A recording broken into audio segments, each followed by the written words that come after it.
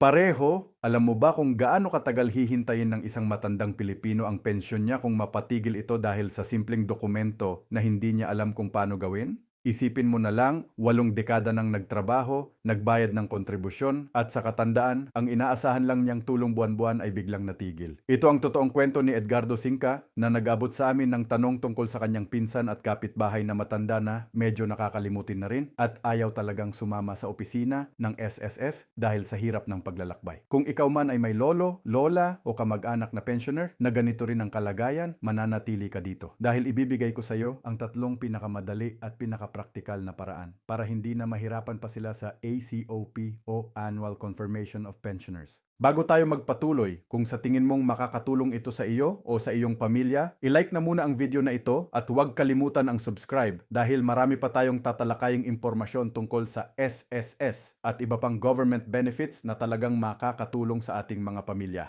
Ngayon, balikan natin ang kwento ni Edgardo. Sinabi niya na ang kanyang pinsan na matanda na at kapitbahay pa nila ay nahihirapan dahil hindi niya naintindihan kung ano ang ACOP at bakit kailangan niya itong gawin taon-taon. Sa totoo lang, marami sa atin ang ganito, lalo na ang mga matatanda na hindi nabihasa sa teknolohiya o yung mga nahihirapang lumabas ng bahay dahil sa edad o kalusugan. Pero alam mo ba na may 3 paraan na maaaring piliin depende sa kalagayan ng pensioner at hindi lahat dito ay kailangan pang pumunta ng personal sa opisina ng SSS. Una nating tatalakayin ang pinakamadaling paraan na tinatawag na facial authentication, particular para sa mga retirement pensioner at survivor pensioner. Ang kailangan lang dito ay rehistrado ang pensioner sa National ID System kasi ito ang magsisilbing batayan ng identity verification. Kung rehistrado na ang iyong kamag-anak sa National ID, ang kailangan lang gawin ay buksan ang Google Chrome sa kanilang cellphone o sa cellphone ng taong tutulong sa kanila at hanapin sa search engine ang opisyal na proseso ng SSS Facial Authentication. Pagkatapos mahanap ang website, ilalagay lang ang SSS number at ang kaarawan ng pensioner at pagkatapos nito ay magsasagawa sila ng live selfie gamit ang camera ng cellphone. Kapag na-verify na ang mukha at tumugma sa record ng National ID, automatic na makukumpleto ang ACOP compliance nila, walang pila, walang pagbiyahe at walang stress. Ito talaga ang pinakamabilis na proseso, kaya kung ang iyong mahal sa buhay ay rehistrado sa National ID, ito ang unang dapat subukan. Ngayon, ano naman kung hindi rehistrado ang pensioner sa National ID system tulad halimbawa ng pinsan ni Edgardo? Dito papasok ang pangalawang paraan na ang paggamit ng authorized representative o kinatawan. Ito ay madalas gamitin ng mga pamilya na may matatandang pensioner na hindi makalakad ng mahaba o ayaw lumabas ng bahay dahil sa edad, sakit o takot. Ang proseso dito ay medyo magkakaiba kumpara sa una pero hindi mahirap kung susundan ng tama. Una, kakailanganin mong i-download at i-print ang SSSA COP form na makukuha mula sa online portal ng SSS. Kapag nakuha na ang form, kakailanganin itong punan ng mga kinakailangang detalye at ang pensioner mismo ang dapat pumirma o maglagay ng fingerprint bilang patunay na sila talaga ang nagko-confirm. Pagkatapos nito, ang kinatawan o representative ang magdadala ng kompletong dokumento sa opisina ng SSS. Pero mahalagang tandaan, hindi lang basta dadalhin ang form dahil kasama rito ang ilang requirements. Kailangan dalhin ang original at photocopy ng valid ID ng pensioner, kasama rin ang original at photocopy ng valid ID ng representative o kinatawan. At isa pang mahalagang bahagi, kailangan magdala ng litrato ng pensioner na malinaw na nagpapakita na siya mismo ang nagpapatunay sa kasalukuyang panahon, kaya dapat sa larawan, hawak niya ang isang pahayagan o dyaryo na may kasalukuyang petsa o kung gusto nyo, maaari rin itong kuhanan habang nasa likod niya ang isang TV na nagpapakita ng balita na may malinaw na petsa sa screen. Ito ay para lamang makonfirm ng SSS na ang pensioner ay buhay pa at ang larawan ay kinuha sa kasalukuyang taon, hindi luma.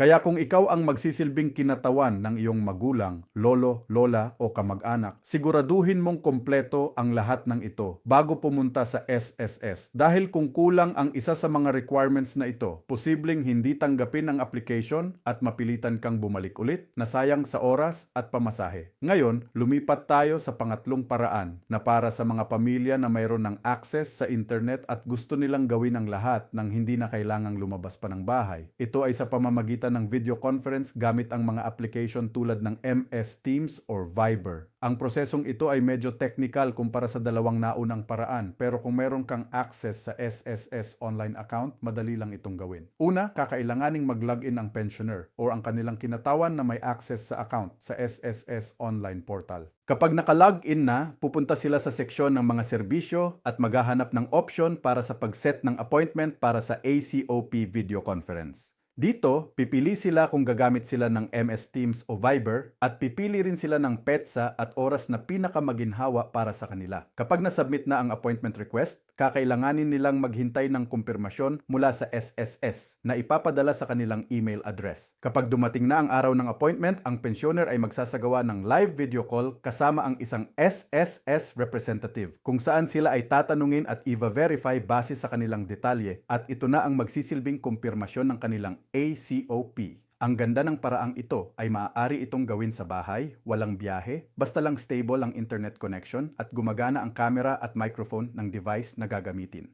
Ngayon, bakit ba mahalaga itong ACOP at bakit kailangan ito taon-taon? Ang totoo, ang ACOP ay paraan ng SSS upang matiyak na ang taong tumatanggap ng pensyon ay buhay pa at totoong siya ang dapat tumatanggap nito. Kung walang ACOP, posibleng matigil ang pensyon dahil hindi ma-verify ng SSS kung tama ba ang record nila. Yan din ang nangyari sa pinsan ni Edgardo kung saan dahil hindi nakapag-ACOP, natigil ang kanyang pensyon at naranasan nila ang stress at kahirapan dahil sa kawalan ng regular na ikabubuhay. Kaya kung mayroon kang kamag-anak, kapitbahay o kakilala na pensioner na nahihirapan tungkol dito, ang pinakamabuting gawin ay tulungan silang pumili sa tatlong paraan na ito, depende sa kalagayan nila. Kung rehistrado sila sa National ID, gamitin ang facial authentication dahil ito ang pinakamabilis. Kung hindi sila rehistrado at hindi rin makalakad ng malayo, gamitin ang authorized representative method basta siguraduhin kompleto ang dokumento at litrato. At kung mayroon silang access sa maayos na internet at komportable silang gumamit ng video call, ang video conference option ay maginhawa at walang kailangang biyahe. Mahalagang tandaan din na ang bawat paraan na ito ay may kanya-kanyang requirement. Kaya bago pumunta o mag-set ng appointment, siguraduhing handa na ang lahat ng dokumento at impormasyon na kakailanganin para hindi na kailangan pang bumalik-balik. Ngayon, isipin mo na lang kung gaano kalaking tulong ito sa mga matatandang Pilipino na nahihirapang lumabas ng bahay o sa mga pamilya na abala sa trabaho pero gustong tulungan ang kanilang mga magulang o lolo at lola. Sa pagdating ng teknolohiya, naging mas madali ang proseso basta lang alam natin kung paano ito gagamitin ng tama.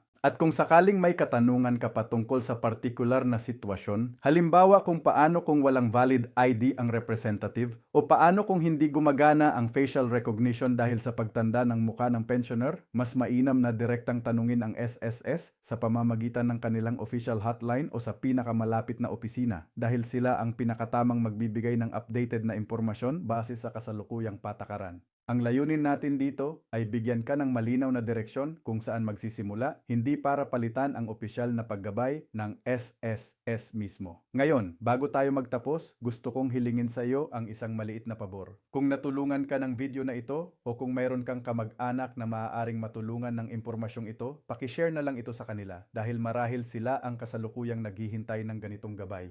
At kung mayroon kang karanasan tungkol sa ACOP, kung paano mo natulungan ang isang matanda sa pamilya mo o kung mayroon kang tanong tungkol sa proseso, ilagay mo lang sa comment section sa baba dahil bawat komento ay nagiging inspirasyon para sa susunod naming video. Tandaan, hindi tayo nag-iisa sa hamong ito at sa pagtulong sa isa't isa, mas magiging madali ang buhay ng ating mga minamahal, lalo na ang mga matatanda na naghirap noon para tayo ngayon ay may magandang kinabukasan. Kaya kung hindi mo pa nagagawa, mag-subscribe ka na sa channel na ito, i-like ang video at i-share sa mga taong kakailanganin nito. Maraming salamat sa panonood at sa susunod na video, mas marami pa tayong gabay at impormasyon na ibabahagi para sa kapakanan ng bawat Pilipinong pamilya.